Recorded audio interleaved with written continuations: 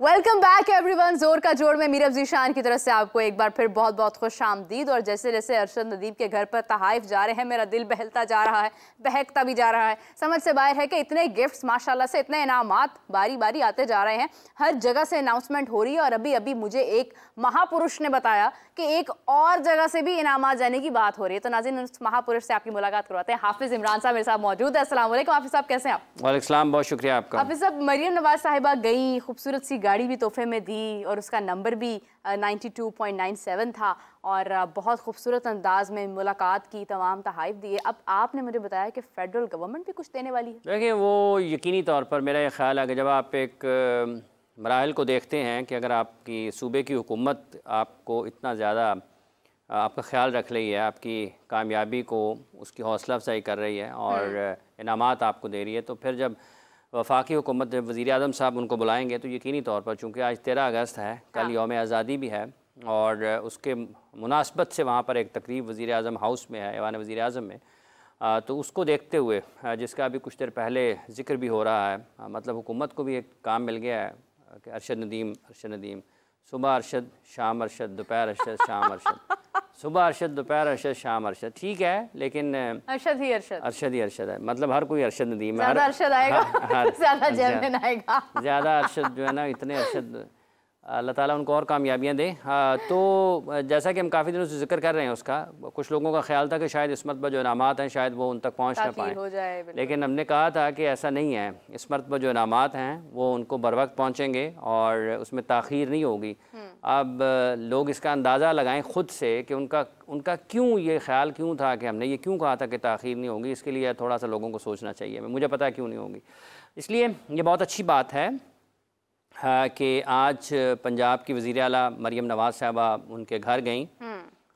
उनने वहाँ पर उनको जिस रकम का इनामी का ऐलान किया था उसका चेक पेश किया और मेरा ख़्याल है कि रकम उनके अकाउंट में ट्रांसफ़र हो चुकी होगी और गाड़ी भी उनको एक दी जो कि बड़ी कार है और उसका नंबर भी उन्होंने वही उनको दिया जो कि उनकी थ्रो थी 92.97। तो ये और भी अच्छी चीज़ है। तो ये बुनियादी तौर पर मोहब्बत का इजहार है और ये बुनियादी तौर पर, चूँकि मुझे याद पड़ता है कि जब सईद अनवर पाकिस्तान के टेस्ट ओपनर, उन्होंने इंडिया के ख़िलाफ़ 194 रन स्कोर किए थे, जो कि उस वक्त में वनडे क्रिकेट की सबसे बड़ी इनिंग्स थी, तो उनकी गाड़ी का नंबर भी 194 था।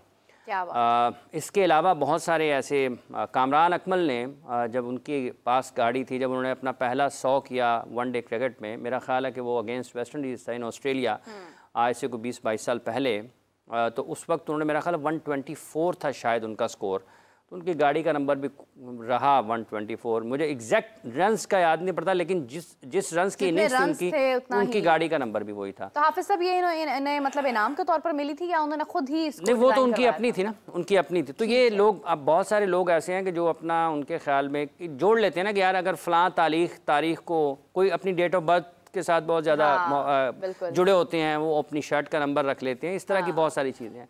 सो ये जो एक वाक़या है ख़ास किस्म का 92.97, तो उसकी गाड़ी उनको मिली है, बहुत अच्छी है। लेकिन साथ ही साथ इसके बड़ी हैरान कुन चीज़ ये भी है कि पाकिस्तान में आप मीडिया ये भी रिपोर्ट कर रहा है कि वो जो उनका आबाई घर है, दर हकीकत उनका एक और घर भी है जो कि, यानी मियाँ चन्नू के अलावा, मियाँ चन्नू में जो उनका आबाई घर है वो गांव में है ना। तो एक उनका जो घर है जो कि मियाँ चन्नू के महंगे इलाके में उसका शुमार होता है, उसकी तस्वीर भी मीडिया पर शेयर हो रही हैं। पाकिस्तान में जो बड़े बड़े मीडिया हाउसेज हम उसको रिपोर्ट कर रहे हैं कि एक उनका घर वो आबाई घर है जहाँ पर सब लोग जा रहे हैं, वो जो गाँव में है, लेकिन उनका जो अपना घर है जो मियाँ चन्नू के महंगे इलाकों में है, वहाँ पर उनका घर भी है और उनके पास लाखों रुपए मालियत की गाड़ी पहले भी मौजूद है।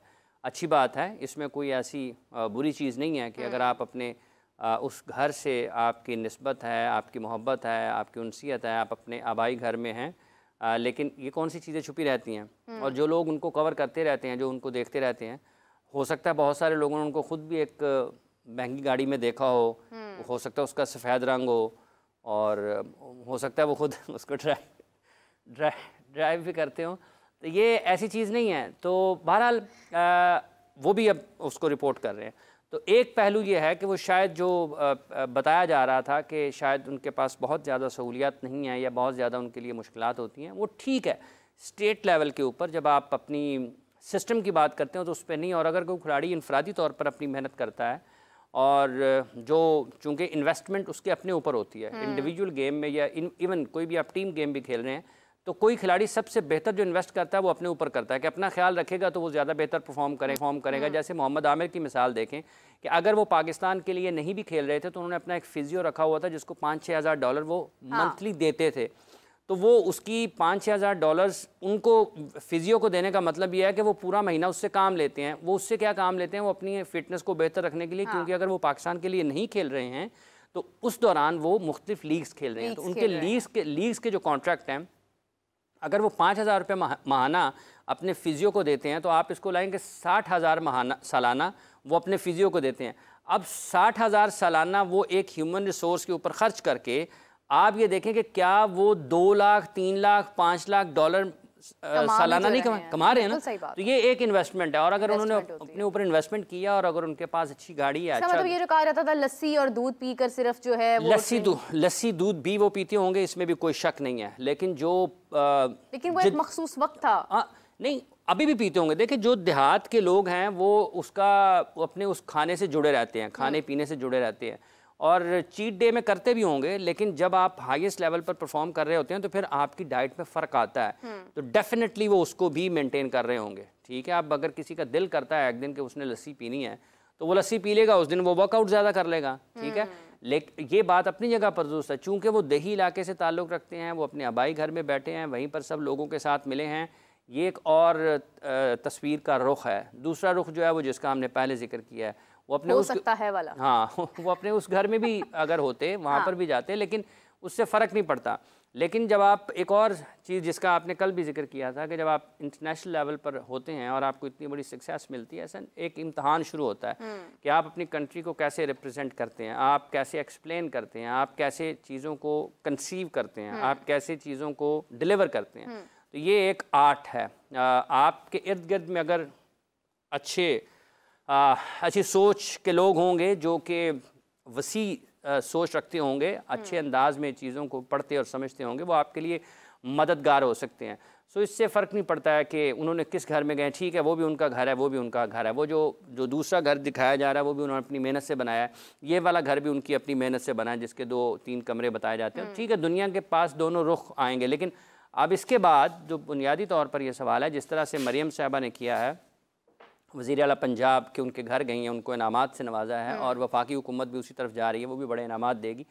बुनियादी तौर पर अगर ये तमाम के तमाम लोग जो हुकूमत में बैठे हैं, मैं बिलखुसूस मरियम नवाज़ साहिबा से ये गुजारिश करना चाहूँगा, चूँकि इस केस में चूँकि वो सियासतदान हैं, 2024 में हम हैं, 2029 में अगले आम इंतखाबात शेड्यूल होंगे, क्योंकि 24 में है, 5 साल के बाद हैं। अगर 28 में आएंगे, मैं 24, 25, 26, 27, 28 में अगले आम इंतखाबात हैं, क्योंकि हर 5 साल के बाद होते हैं।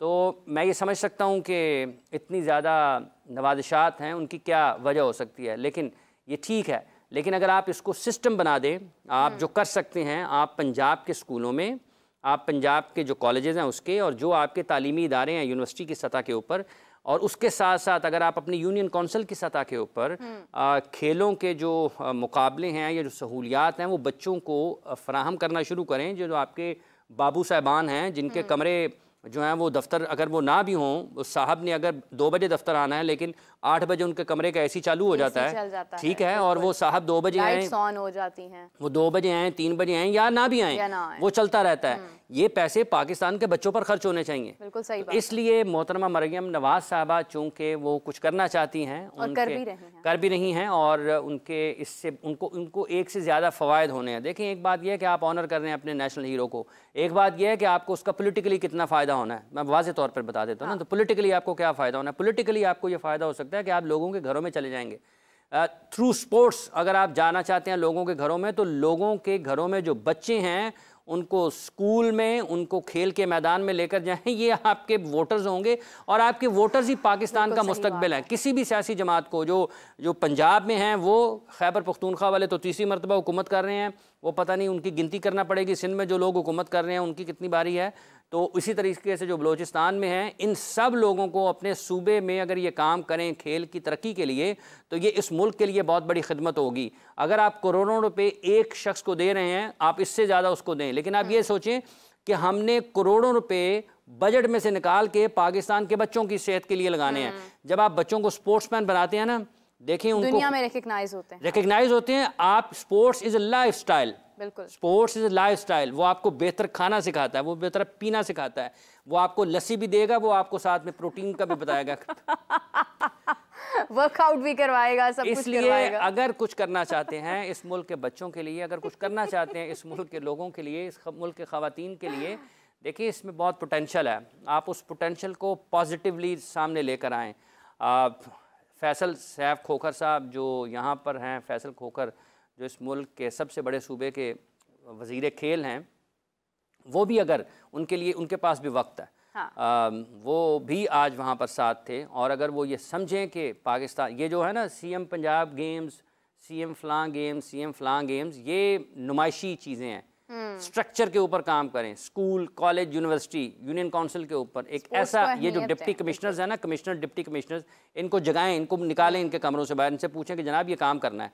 ये आज भी मैं, चलें मौका क्या ही देता हूँ, ये CM पंजाब की जो मेरा ख्याल है इंडिपेंडेंस डे के हवाले से जो गेम्स थी, ज़रा निकल के पूछें इनके हालात क्या थे। बिल्कुल सही बात। इनके लिए स्कूलों के जो बच्चे थे उनको आपने स्पॉन्सर किया या नहीं किया, या वो खुद धक्के खा रहे हैं उनके असातिज़ा के पैसे कहाँ से आएंगे, ये कहाँ से करवाना है। अगर बच्चों ने खुद ही फंड करना है अपनी गेम्स को, तो फिर हुकूमत कहाँ पे है। तो एक पहलू वो है जो आपको मियाँ चन्नू में नज़र आया है 10 करोड़ का, और एक मेरा ख्याल है वो जो गाड़ी उन्होंने दी है उसकी भी करोड़ों से कीमत बढ़ गई हुई है, तो हाँ, ज़्यादा हो गई है, डॉलर नीचे आया, उसकी कीमत ऊपर चली गई है। बहुत सारी गाड़ियाँ, बहुत लोगों ने 20-20 लाख में भी खरीदी हुई हैं, अब वो 1 करोड़ से ज़्यादा के ऊपर चली गई है। हाँ। तो बहरहाल जब मेरा ख्याल है आबिद अली को जब मिली थी गाड़ी, उस वक्त मेरा ख्याल है आबिद अली ने जब टेस्ट डेब्यू के ऊपर और वनडे डेब्यू के ऊपर 100 किया, तो उनको भी एक गाड़ी, मेरा ख्याल उस वक्त इसकी कीमत 44 मिलियन थी। तो अब उसकी कीमत जो है वो काफ़ी बढ़ गई हुई है, क्योंकि उसके बाद डॉलर नीचे आया, ये 3-4 साल पुरानी बात है। तो बहरहाल best of luck Arshad Nadeem और पाकिस्तान के हुक्मरानों के लिए। आज वज़ीर आज़म साहब ने मिलना, अल्लाह करे कोई अच्छा ऐलान कर दें वहाँ पे। अच्छा ऐलान ही होगा, अच्छे ऐलानात ही हो रहे हैं जब से अरशद नदीम साहब आए हैं। लेकिन जो पॉइंट हाफिज़ साहब ने रेज़ किया बहुत इंपॉर्टेंट है कि हमें खेलों को अहमियत देनी है, हमें हर लिहाज से उसका फ़ायदा ही फ़ायदा है। बहुत सारे बच्चे, बहुत सारे लोग अपनी काबिलियत को छुपा कर दूसरे कामों में ख़ुद को मसरूफ़ कर देते हैं, बगैर ये सोचे कि उनको उनकी काबिलियत कहाँ तक पहुँचा सकती है। और उसकी एक बहुत बड़ी वजह यह है कि पॉलिटिकली उस चीज़ को सपोर्ट नहीं किया जाता है। हाफिज़ साहब, इनका पॉलिटिकली भी बहुत फ़ायदा है, ये जो सियासी जमातें हैं ना, फ़ायदा है इनका इतना फ़ायदा है, इतना। मैं आपको एक मिसाल बताता हूँ। हाँ। ये ना इचरे में एक मरतबा बल्दियाती इलेक्शन हो रहे थे। अच्छा, ठीक है। यहाँ से कोई 5-7 किलोमीटर के फासले पे होगा इलाका। तो बल्दियाती इलेक्शन हो रहे थे, तो जो साहब इलेक्शन जिन्होंने लड़ना था नाज़िम का, उन्होंने पूछा जी की था जाएगा। उनको मशवरा मिला कि जनाब पूरी यूनियन काउंसिल में ना क्रिकेट का टूर्नामेंट करवा दें। ਇਹਦਾ ਕੀ ਫਾਇਦਾ ਹੋਏਗਾ ਕਿ ਤੁਸੀਂ 18-15-20 ਟੀਮਾਂ ਬਣਾਓ। ਅੱਛਾ 15-20 ਟੀਮਾਂ ਬਣਾਓਗੇ ਤੁਸੀਂ ਤੇ ਹਰ ਟੀਮ ਦੇ ਵਿੱਚ 15-15 खिलाड़ी होंगे। 15-15 खिलाड़ी का मतलब ये है कि 300 खिलाड़ी आपके अगर 20 टीम में बनाएंगे तो कम से कम हो जाएंगे। अब उन 30 टीमों में कोई कोच मैनेजर भी बन जाएगा, साथ में कुछ उसके मोहल्ले के इलाके के बड़े लोग भी साथ में जुड़ जाएंगे, तो आपका 500 लोगों का 400 लोगों का ना ग्रुप बन जाएगा। अब आप उन 15-20 टीमों को सामान ले दें क्रिकेट का। अच्छा, क्रिकेट बैट ले दें, पैड ले दें, ये वो सारा जो ना 2-2 3-3 जोड़ियाँ पैडों की ले दें, सारा सामान, ठीक है। हर टीम को आप फ़र्ज़ कर लें 3 बैट ले दें, 3 पैड्स ले दें और 3 ग्लव्स ले दें, और कीपिंग ग्लव्स और ये वो सारा सामान ले दें। ठीक है। तो कहते जी इस तो बाद तो कैंपेन की लोड़ नहीं पेगी जी। कैसे कि भाईजान ये जो 300 लोग हैं ना, ये हर गली मोहल्ले में होंगे, कोई किसी गली में रहता है, कोई किसी गली में रहता है। तो जिसने मैच जीतना है या जिसने हारना है उसने ये कहना है कि वो साहब सेठ साहब टूर्नामेंट करा रहे हैं। तो भाईजान मैंने कहा आपको कैंपेन की ज़रूरत ही नहीं पेश आनी, ये सारे के सारे आपके ये वोटर्स ही वोटर्स हो जाएंगे। अरे क्या तो बात है, क्या अगर आप लोगों को इंगेज करें इस तरीके से कि आप उनको खेल की तरफ लेकर आएँ, तो आपका सियासी फ़ायदा भी है और आपके मुल्क की खिदमत भी है, मकबूलियत भी है।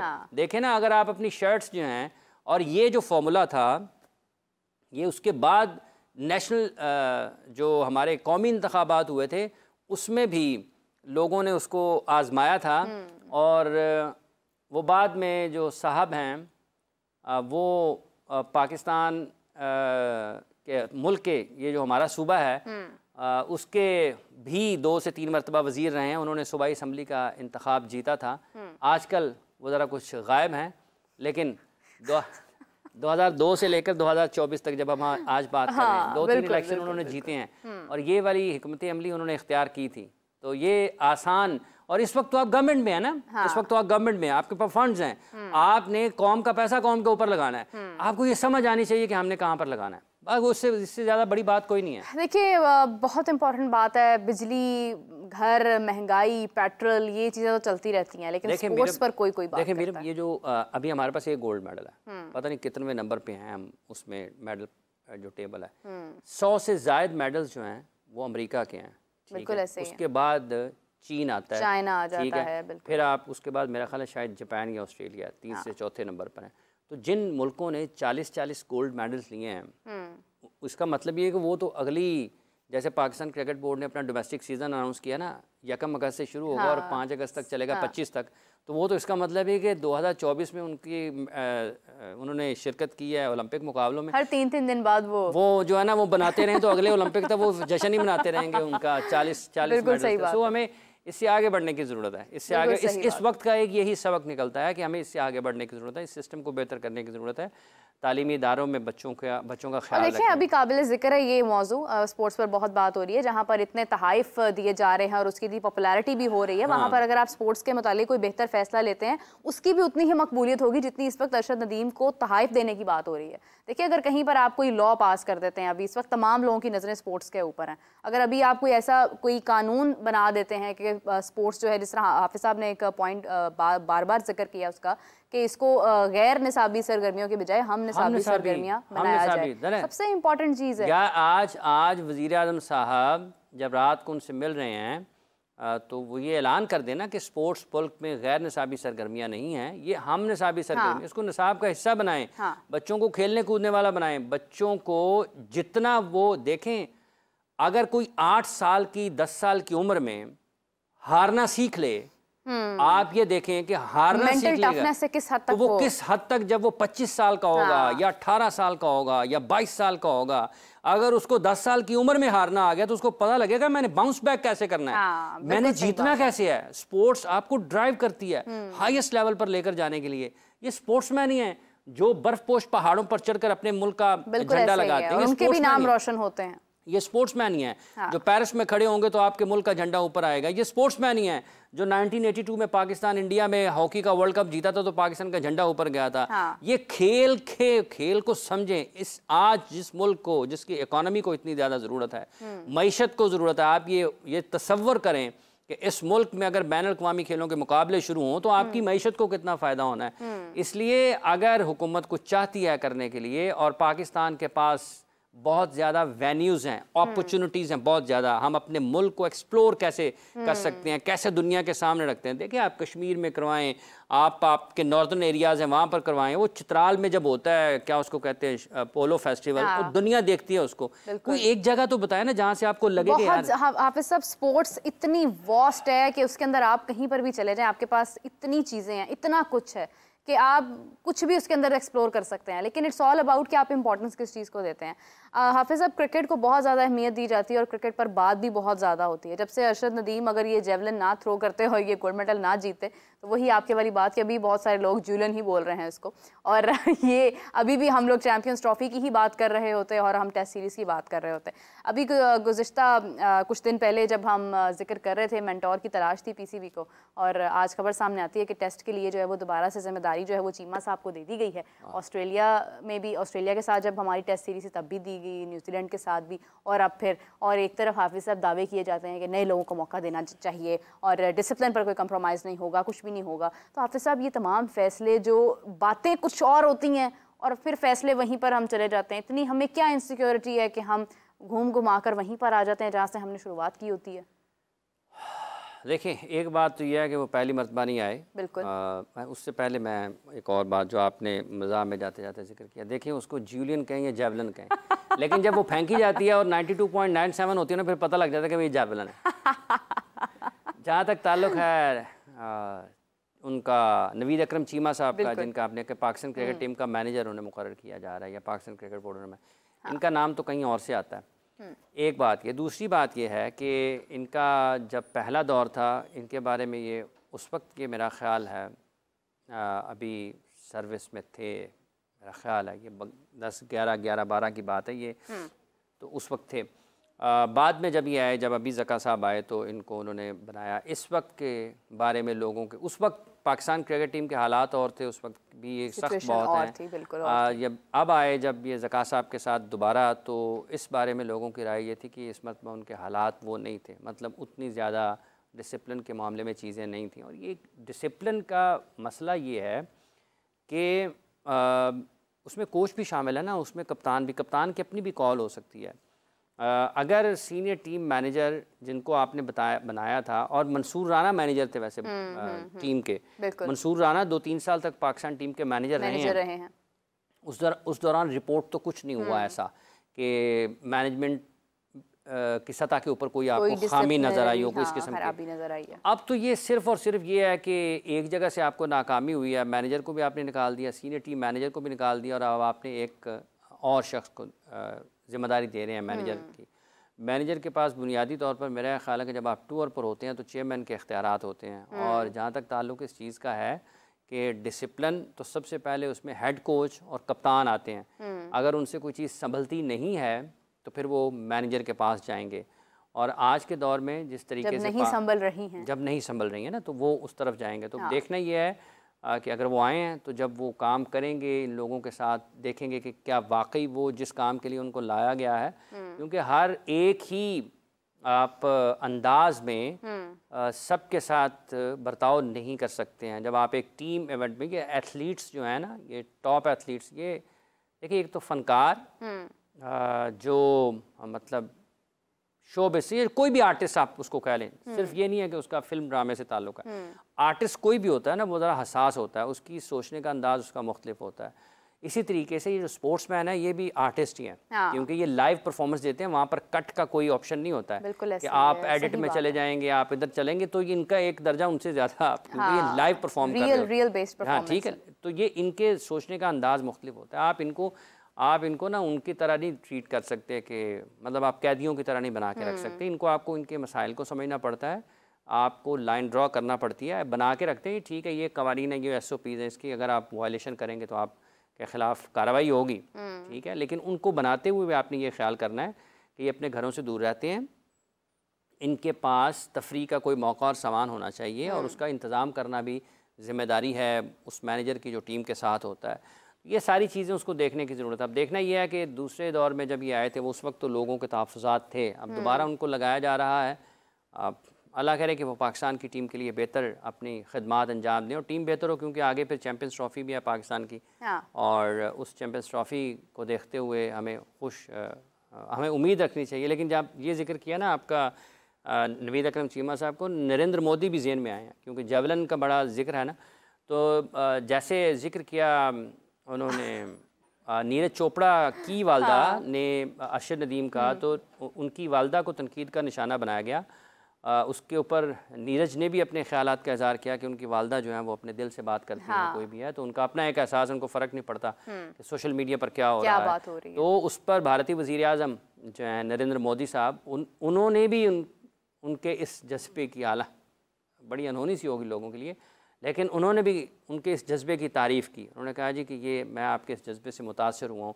तो बुनियादी तौर पर चूँकि बहुत सारे लोगों ने उनकी इस राय की मुखालफत की और उनको तनकीद का निशाना बनाया, तो जब आपको मुतासर करना होता है तो फिर आपके अल्फाज भी मुतासर करते हैं। ये आप कहने का मतलब यहाँ पर ये उनका रेफरेंस इसलिए है कि आपके अल्फाज ऐसे होने चाहिए कि जो लोगों के दिलों पर, दिमागों पर असर करें, ना कि वो मतलब बाज़ औक़ात होता है कि आपको ऐसे अल्फाज की ज़रूरत होती है कि जो तबाहकुन भी हों, लेकिन हर दफ़ा नहीं होते, हर मरतबा नहीं होते कि आपका नाम ही तबाही पड़ जाए, आपकी तबाही पड़ जाए, ठीक है। इसलिए आपको इस तरह के जज्बात के साथ और इस तरह की हिकमत अमली के साथ आगे बढ़ने की ज़रूरत है। ये पाकिस्तान के टॉप प्लेयर्स हैं, इनको टॉप एथलीट्स के तरीके से आपको ट्रीट करना चाहिए। बिल्कुल सही है हाफिज़ साहब, बहुत इंपॉर्टेंट चीज़ थी ये भी कि जो उन्होंने हाफिज़ साहब ने पूरा उसकी बैकग्राउंड जिस तरह से बताई है कि जहाँ से चलते आते हम आज यहाँ तक पहुँचे हैं। सिचुएशन बहुत डिफरेंट है, अब टीम के हालात वो नहीं हैं जो पहले थे। न्यूजीलैंड में भी कुछ ना कुछ मसाइल थे, लेकिन वर्ल्ड कप के बाद तो वो मसाइल वाज़िया हो गए, वर्ल्ड वाइड हो गए, नुमायाँ हो गए, तो अब चीज़ें और भी मुश्किल हैं, सर्टिफाइड हो गए। तो वो ये है कि सिचुएशन काफ़ी हद तक आपके लिए डिफिकल्ट हो भी सकती है। दूसरी जानिब हाफिज़ साहब, बांग्लादेश टीम भी आ चुकी है। अगर मैं थोड़ा सा इसको एंटरटेनमेंट की तरफ लेकर जाऊं तो बांग्लादेश टीम पहले भी पाकिस्तान आ चुकी है, और इंडिया क्योंकि अपना शेफ़ लेकर जाते हैं। बांग्लादेश टीम का भी कोई ऐसा ख़ास शौक है पाकिस्तान आकर कहीं खाने पीने का कोई ख़ास रुझान हो कहीं पर? देखें, जैसे आपने शेफ़ का जिक्र किया है ना, ये गुज़िश्ता बरस या उससे पहले जब ऑस्ट्रेलिया या इंग्लैंड की टीम जब पाकिस्तान आई थी ना, तो ये ख़बर आई थी कि शेफ़ साथ ला रहे हैं। तो मैं कुछ दोस्तों के पास बैठे हुए जो दहाइयों से क्रिकेट में हैं, तो उन्होंने ये बताया मुझे कि ये कोई पहला मौका नहीं है। रिपोर्ट हो गया होगा न शायद इस मरतबा कि शेफ़ साथ आ रहा है। तो इससे पहले भी जब गैर मुल्की टीमें पाकिस्तान आती थी तो शेफ़ साथ आते थे, शेफ़ साथ आते थे। ये मुझे उन्होंने बताया, जिनकी कोई मेरा ख़्याल है और कुछ नहीं तो कम अज़ कम 45, 40, 50, 50 साल खेल के मैदान में गुजरे। और पाकिस्तान क्रिकेट बोर्ड में भी वो एक जब खेल से हट गए तो एक मुख्तलिफ, यानी ये वही हैं जिन्होंने अपने बाल सफ़ेद, काले और ब्राउन एक ही वक्त में और उड़े भी हैं सर से, बाल भी उनका साथ छोड़ गए। इतना वक्त उन्होंने गुजारा है। एक वक्त ऐसा आया कि बाल भी उनका साथ छोड़ गए। तो ये मुझे बताया कि ये काफ़ी पहले भी आते थे शेफ़। अब जहाँ तक ताल्लुक़ इस चीज़ का है, देखिए पाकिस्तान में अच्छा खाना बनता है। जिस होटल में खिलाड़ी रहते हैं उससे हटके भी आसपास बहुत सारे वो पाकिस्तान के खिलाड़ी जब कोरोना था मंगवाते रहे हैं वहाँ से, वो भी बड़ी कहानियाँ हैं कोरोना के दिनों की, लेकिन उसमें अच्छा खाना बनता है। अब आम बंदे के लिए तो मैं नहीं कहता हूँ मुझे पकड़ ही लें, मेरे ऊपर हद के इज़्ज़त का दावा कर दें, लेकिन जब पाकिस्तान की टीम वहाँ पर ठहरती है तो वो ज़रा इंतज़ामात मुख्तलिफ होते हैं। अब और उनके लिए कोई ऐसा मुश्किल नहीं है, वो ऑर्डर करते हैं, आपको खाना बना देते हैं। जो उनके वाक़यात हैं वो मैं आपको प्रोग्राम के बाद बताऊँगा। लेकिन बांग्लादेश के जो खिलाड़ी हैं उनको वेलकम किया गया सुबह। सबसे पहले तो हम उनके मशकूर हैं कि वो पाकिस्तान तशरीफ़ लाए हैं, और उनको यहाँ पर बड़ी अच्छी मेज़बानी पाकिस्तान की तरफ से उनकी हमेशा की तरह से होगी, जैसे पहले भी वो पाकिस्तान आए हैं और उनकी मेज़बानी बड़े अच्छे अंदाज़ में हुई है। एक मरतबा से फिर जब वो पाकिस्तान में मौजूद होंगे तो उनको एहसास होगा कि वो एक बहुत अच्छे लोगों में मौजूद हैं, और अच्छी मुश्किल सूरत हाल से वो निकल कर अपने मुल्क से यहाँ पर आए हैं। 17 को उन्होंने आना था, वो उसकी बजाय 13 को यहाँ पर आ गए। तो 13, 14, 15, 16, 4, 5 दिन उनको पाकिस्तान में यहाँ पर ट्रेनिंग मिलेगी। फिर वो अपने नेक्स्ट उसके लिए जहाँ पर टेस्ट मैच होना है वहाँ उस मेन्यू की तरफ निकल जाएंगे। तो उम्मीद हमें करनी चाहिए कि वो अच्छी क्रिकेट खेलें और उनकी अच्छी खुशगवार यादों के साथ पाकिस्तान से वो वापस जाएँ। मैच जीतने वाली खुशगवार यादें नहीं लोग कहेंगे उसको कह रहे हैं एंटरटेनमेंट और तफरी के हवाले से जो खुशगवार यादें यहाँ से मैच पाकिस्तान को जीतने चाहिए।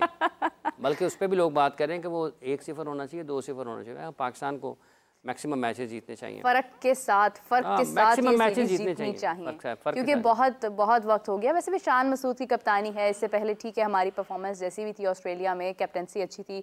शान मसूद के मुतालिक हम अक्सर ये बात करते हैं, कल भी हमने किया कि वो एज अ कैप्टन नज़र आते हैं आपको मैदान में। एक बड़ी जिम्मेदारी उनके ऊपर है, जहाँ पर एक तरफ ओलंपिक्स की इतनी बात हो रही है, वहाँ पर क्रिकेट को भी हमें वापस लेकर आना है थोड़ा सा डिस्कशन के अंदर। और जैसी एक खुशी मनाई जा रही है अभी ओलंपिक्स के हवाले से, जेवलिन थ्रो के हवाले से, ऐसी ही खुशी जो है वो क्रिकेट के लिए भी मनाई जाएगी अगर हम ये सीरीज़ जीत जाते हैं। जबकि हमारे अपने होम ग्राउंड्स में बांग्लादेश एक टेंशन के दौर से गुजर कर आया है और उनके लिए बहुत सारी दुआएं हैं, नेक तमन्नाएं हैं, लेकिन वही हाफिज़ वाली बात कि जीत की दुआ अब हम आपको नहीं दे सकते हैं अभी फ़िलहाल, क्योंकि हम भी बहुत अरसे से बस हार का ही सफ़र तय करते आए हैं। और अब पाकिस्तान को जीत की ज़रूरत भी है ना, ज़रूरत भी है। बहुत अरसा हो गया है कि हमने कोई ख़ास इसके अंदर अचीवमेंट अभी तक क्रिकेट के अंदर हमने कोई हासिल नहीं किया। हाफिज़ साहब शकीबुल हसन नहीं है और फिल वक्त भी उनकी शमूलियत जो है वो उसके बारे में कोई बात नहीं हो रही है। आना है उन्होंने, आ जाएंगे, लेकिन अगर उसमें कोई ताख़ीर होती है तो क्या आपको लगता है कि उसका कोई असर पड़ेगा? काफ़ी वक्त है अभी टेस्ट मैच शुरू होने में ना। देखें आज 13 तारीख है, 21 तारीख को पहला टेस्ट मैच शुरू होना है, तो अभी काफ़ी दिन बाकी हैं। काफ़ी दिन और शेड्यूल यही है कि वो अपनी टीम को ज्वाइन करेंगे पहले टेस्ट मैच से पहले,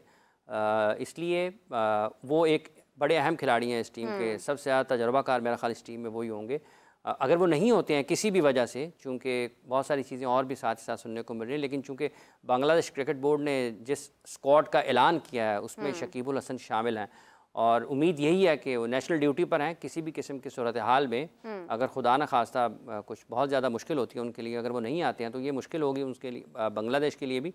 लेकिन जो अब तक की इत्तलात हैं उसके मुताबिक तो उन्होंने अपनी टीम को ज्वाइन करना है और वो जल्द ही हमें वो उन्होंने आना है। मेरा ख्याल वो खेल रहे थे कहीं पर लीग क्रिकेट खेल रहे थे, तो वो उन्होंने आना है, आ जाएंगे। अगर टीम के साथ नहीं आए हैं, क्योंकि जो आज सुबह चंद एक वीडियोस पाकिस्तान क्रिकेट बोर्ड ने जारी किए हैं उसमें वो नज़र आए नहीं, और वो उन्होंने आना है, आ जाएंगे। नहीं आएंगे तो मुश्किल होगी बांग्लादेश के लिए, लेकिन अब तक की जो इत्तलात हैं उसके मुताबिक तो वो अपनी टीम के लिए टेस्ट मैच पाकिस्तान में अपनी टीम की तरफ से खेलेंगे। बिल्कुल सही है। हाफिज़ साहब, एक तरफ बांग्लादेश ए और शाहीन्स का भी मैच जो है वो जारी रहा और उसके अंदर भी काफ़ी सारी डिस्कशन मेरा दिल था करने के, हम लोग उसको भी जिक्र करें, लेकिन अभी फ़िलहाल टेस्ट हमारे लिए बहुत ज़्यादा इंपॉर्टेंट है।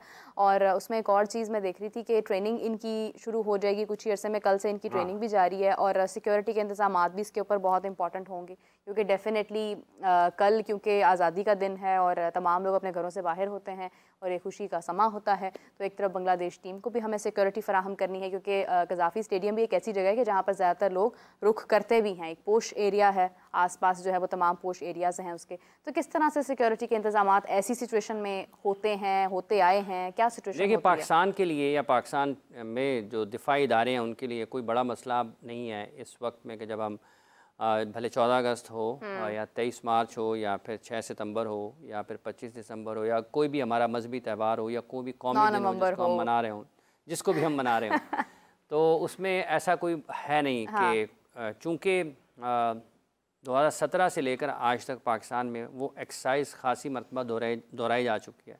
जो सिक्योरिटी प्रोटोकॉल्स हैं उनको फॉलो किया जाता है। अब चूँकि टीम ने सिर्फ ट्रैवल करना है, अगर वो होटल से स्टेडियम तक, तो उसका रूट लग जाएगा और वो रास्ते बंद कर दिए जाएंगे। हो सकता है कि वो कोई मुतबादल कर लें, आप उनका एक सेशन जो है आप उनको कह लें कि ना करें, सुबह का सेशन करेंगे, उस वक्त रश कम होता है, अगर वो आप मॉर्निंग टाइम में कर लेते हैं। शाम में ये होता है क्योंकि जितने भी रास्ते उस होटल से यहाँ तक आते हैं ग्राउंड तक, वो सब के सब जो हैं वो मसरूफ़ होते हैं। अगर आपने शाहराह कायद-ए-आज़म से आना है, अगर आपने फ़िरोज़पुर रोड से आना है, अगर आपने हमारे ये बाहर जो मेन बुलेवर्ड का है गुलबाग का, यहाँ से आना है, या आपने जेल रोड से आना है, जितने भी रास्ते इस तरफ आते हैं वो सारे के सारे मसरूफ़ होते हैं। और मॉल रोड तो उसका सबसे बड़ा मरकज़ है, फिर जेल रोड दूसरा बड़ा मरकज़ है, ठीक है। फिर आपने अगर किसी भी रास्ते से निकलेंगे तो वो ज़रा मुश्किल हो जाएगा। तो मेरा ख्याल है अभी बज़ाहिर आपके सवाल से कि हो सकता है कि वो उसका मॉर्निंग सेशन रख लें और इवनिंग सेशन हो सकता है वो उसको ना कराएं, और ये भी हो सकता है कि वो उनको मॉर्निंग सेशन के बाद नेशनल क्रिकेट एकेडमी में एक बड़ी अच्छी सहूलत है आपको वक्त गुजारने की, आप वहाँ पे रूम्स बहुत अच्छे हैं, वो वहाँ पर भी खिलाड़ी ठहर के शाम को ट्रेनिंग दोबारा भी कर सकते हैं, फिर उनको रात गए वापस जाना पड़ेगा। सो अगर वो एंजॉय करना चाहते हैं तो वो कहें जी हमारे पीछे 5-6 बंदे लगा दें चुप करके, और किसी को पता ना लगे कि हम हैं कौन, तो हमें ज़रा लाहौर में देखने तो ज़रा चहलकदमी करना है क्या। हाफिज़ साहब, मैंने सुना बाजे भी बैन लग गया उनके ऊपर कि बिल्कुल बजाना अलाउड नहीं। जितने मर्जी बाजों को बैन कर दें, वो यहाँ पे चलता फिरता बाजा हर बंदा बाजे तो बजने ही है। बात देखें जी, बात यह है कि ये ऑस्ट्रेलिया के खिलाफ जब सीरीज थी ना पाकिस्तान की, पता नहीं इंग्लैंड के खिलाफ थी, तो ये स्टेडियम में दाखिले के ऊपर भी पाबंदी लगा दी थी बाजों की, और वहाँ पे लिख के लगा दिया गया था कि बाजे मना है। अब आप उन बाजों को मना कर देंगे, 10 बाजे इकट्ठे हो जाएंगे एक जगह पे, वो इतना शोर का किसको मना करेंगे? बाजे कैफियत का नाम है, बिल्कुल ऐसी कैफियत जिससे बहुत बस दिल करता है कि जल्दी से वक्त गुजर जाए। देखिए, अगर 10 लोग एक जगह पे इकट्ठे हो जाएंगे, वो कहेंगे ठीक है साडा तुसी बाजा खोल है, उन साडे गले तो नहीं कट सकते। खैर, सबसे खूबसूरत बात जो होती है वो यही होती है कि खासतौर पर बच्चे जो हैं वो इस चीज़ को बहुत ज़्यादा एंजॉय करते हैं, और 14 अगस्त का इंतज़ार भी इसीलिए होता है, और बाजे बनाने वालों का भी ये दिन है क्योंकि उनकी सारी कमाई आज के दिन में उन्होंने ज़बरदस्ती उन्होंने कीमत कम कर देनी है, वो सेल लगा देंगे ना। तो ये कहे जी मैं 100 रुपये का बाजा 10 रुपये का था। अच्छा, अब ज़्यादा बड़े भी आ गए हैं, वो ना ऐसे करके बंद छोटे हो जाते हैं, लेकिन वो जब आप बड़े करते हैं तो वो बहुत बड़े हो जाते हैं। देखिए, बात ये है दुनिया तरक्की कर रही है ना, और कुछ नहीं, तो हमने बाजे भी तरक्की कर रहे हैं। खैर, ये भी एक कह लेंगे कल एक वो मुश्किल एक बाजा बजा रहा था साथ वाले घर में से, बाजी यही कहने का खुदा का खौफ कर, बस कर उनकी कान खाई जा रहे हैं। उन्होंने अच्छा, कहा बाजी अभी थोड़ी देर पहले ही बजाया है। ये एक अलग मौजू है और यकीन करें इसकी सबसे ज़्यादा जो है ना घर वो में अब ज़हन पर असर होता है। कल आपको किसी भी जगह पर देखें, एक जब होती है ना ईद उल अज़हा, तो अब उसमें भी ये होता है, अब बच्चे जो हैं वो एक तरफ तो जानवर होते हैं कुर्बानी के, हाँ। और वो बाजे साथ वो भी साथ रखते हैं कि बच्चे एक तो उनको जानवरों को लेके जो उनकी कुर्बानी होती है उनको घूम फिर रहे होते हैं, साथ साथ बाजे भी बजा रहे होते हैं, सोने नहीं देते। नहीं इसलिए ये इन्होंने 14 अगस्त बहुत मुश्किल सूरत हाल है। हालांकि ये इतने बाजे सोए वो लोगों को जगाने के लिए कौम सोती पई है।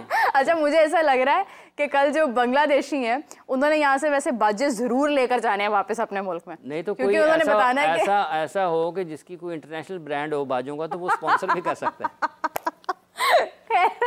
खैर ये एक अलग समा होता है और इंडिपेंडेंस डे का ये सबसे खूबसूरत एक लम्हा होता है जिससे हम लोग मतलब एज एन एडल्ट हम लोग बहुत चिढ़ते हैं, लेकिन ये कि बच्चों के लिए बहुत खूबसूरत समा होता है। नहीं, वो कुछ लोग चिढ़ते हैं, ये बड़े ज्यादा बजाते हैं। हाय हाय, कल आपने जब आप देखेंगे शाहराह कायदे आजम पर, जेल रोड पर, फिरोजपुर रोड पर मीनारे पाकिस्तान पर, ठीक है, वो मीनारे पाकिस्तान भी हाथ जोड़े होना यार, जब खुदा। चले कोशिश करेंगे कि कल हम लोग कुछ तो बाजा भी परेशान हो गया होगा, मैं कितनी फंस गया, मैं कहाँ बज रहा हूँ। कोशिश करेंगे कि कल इस तरह की जो मुख्तलिफ वीडियोस हैं डेफिनेटली वो जारी होंगी, बहुत सारी चीज़ें जो है वो आपके सामने आएंगी, क्योंकि सोशल मीडिया का दौर है और हर शख्स के हाथ में मोबाइल है और वो रिकॉर्ड करते हैं और वो डाल देते हैं। तो जो लोग ये सोच रहे हैं कि वो घरों में रहकर बाजों से ज़रा दूरी इख्तियार कर लेंगे, उनकी गलत फहमी है, क्योंकि कल आपको सोशल मीडिया पर भी यही कुछ नजर आने वाला है। खैर हाफिज़ साहब बहुत शुक्रिया, thank you so much for joining us. मुझे और हाफिज़ साहब को इजाज़त दीजिए। नाज़रीन आपसे मुलाकात हो इंडिपेंडेंस डे की आपको एडवांस में बहुत बहुत मुबारकबाद। हाफिज़ साहब जाते जाते क्योंकि आज़ादी का दिन है, एक मैसेज ज़रूर मैं चाहूँगी कि आप हमारी आवाम को, हमारे लोगों को दें आज़ादी के हवाले से। देखें, यौम आज़ादी है कल पाकिस्तान का, और आप ये तसव्वुर करें कि 13 अगस्त 1947 को इस वक्त क्या हालात होंगे। बिल्कुल ऐसे। और अगर आप इस इमेजिनेशन में जाएं, उस तसव्वुर में जाएं कि 13 अगस्त 1947 को जो आपके बड़े थे उनके क्या हालात थे, रेडियो का दौर, और अगर आज आप बैठे हैं 13 अगस्त 2024 को, तो आप सिर्फ एक जायज़ा ले लें कि क्या वाकई जो 13 अगस्त 1947 को जो लोग इस वतन अज़ीज़ के लिए कोशिश कर रहे थे, जिस मुल्क के लिए वो कोशिश कर रहे थे, जिस मुआशरे के लिए कोशिश कर रहे थे, क्या हम उस अमानत को निभा रहे हैं, उस अमानत के साथ हम वफ़ा कर रहे हैं, उस वादे के साथ हम वफ़ा कर रहे हैं या नहीं कर रहे हैं। अपने मुल्क को बुरा भला मत कहें। ये वो मुल्क है कि जब 14 अगस्त 1947 के बहुत बाद भी पूरे शहर में पेट्रोल पंप भी नहीं हुआ करता था, और एक गाड़ी या एक मोटरसाइकिल किसी के पास होती थी, और उस वक्त पेट्रोल जो है वो बकरे के गोश्त की कीमत के करीब होता था। ठीक है, गाड़ी भी खैर किसी के पास होती थी। देखिए जी, वो लोग भी आज दुनिया में मौजूद हैं जिन्होंने इस शहर में गिनती की 4-5 मोटरसाइकिल्स को देखा हुआ है, 4-5 गाड़ियों को देखा हुआ है। तो इस मुल्क की कदर करें, इसने बहुत कुछ दिया आपको। आप ये देखें कि आपने वापस उस मुल्क को क्या देना है। इस मुल्क को छोड़ कर जाना वो उतना ज़्यादा अहमियत नहीं रखता है, या उसकी इसका मतलब यह है कि आप अपने बुज़ुर्गों की उस अमानत को सरे बाजार छोड़ कर जा रहे हैं। इस मुल्क की तरक्की के लिए अपना किरदार अदा करें, अमानत के साथ, ईमानदारी के साथ, दयानत के साथ मोहब्बत करें इस सरज़मीन से, वैसे ही जैसे आप अपने घर वालों से मोहब्बत करते हैं। और उस सरज़मीन का जो परचम बुलंद हुआ 8 अगस्त को पेरिस में, 9 अगस्त को पेरिस में जब उनको तो गोल्ड मेडल मिला है, ये बुनियादी तौर पर ये पाकिस्तान की उस रूलिंग एलीट की, अशराफिया की, हुक्मरान अशराफिया की ज़िम्मेदारी है कि वो एहसास ज़िम्मेदारी पैदा करें, उसको बढ़ाएं और उसको नौजवानों तक मुंतकिल करें कि हमारा मुल्क है, या हमारे बुज़ुर्गों की हमारे पास अमानत है, हमने इसे आगे लेकर जाना है। हमारे ऊपर मुश्किल आई है, हम इस मुश्किल से निकलेंगे।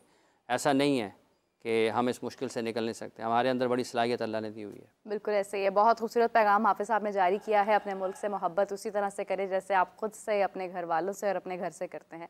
ये आपके पास अमानत है और इसमें ख़यानत नहीं करनी है। हाफिज़ साहब again thank you so much. So everyone, we will कल हम आपको ज्वाइन करेंगे, आपके साथ शामिल होंगे और बहुत सारी डिस्कशन हम इंडिपेंडेंस डे के हवाले से करेंगे। तब तक के लिए मुझे और हाफिज़ साहब को इजाज़त दीजिए। अल्लाह हाफिज़।